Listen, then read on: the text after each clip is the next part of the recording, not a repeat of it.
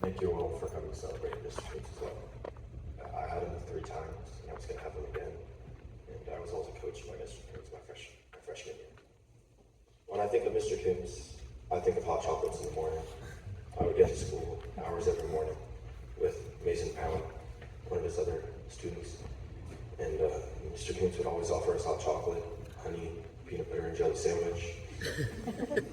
And even though I didn't like hot chocolate, I drank a cup of hot chocolate every morning without fail. We would hang out in his class until school started, and then we would go to first period. After first period, we would have study hall, where we would all go to his class.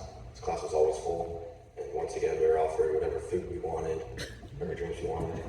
But he got irritated at us because he really cared about his freshman students, because he had some students who were failing, and he really didn't like that. He worked every study hall and every lunch to tutor individual students, and you could really tell he cared about the students.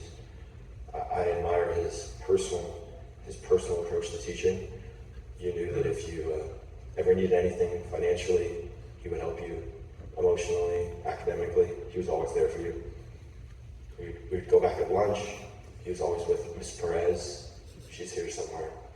He was talking to her in Spanish because he really enjoyed speaking in Spanish. I also had Miss Perez. They were very close. Third period would come around. I would go back to his digital electronics class. That was the 3rd year engineering class. And he would always say, "Get to work." But he would always greet me and say, "It's a great day to be alive." And I think that's the biggest lesson I've learned from him, that you should be thankful for every day that you're alive. Because you don't know when it's going to end.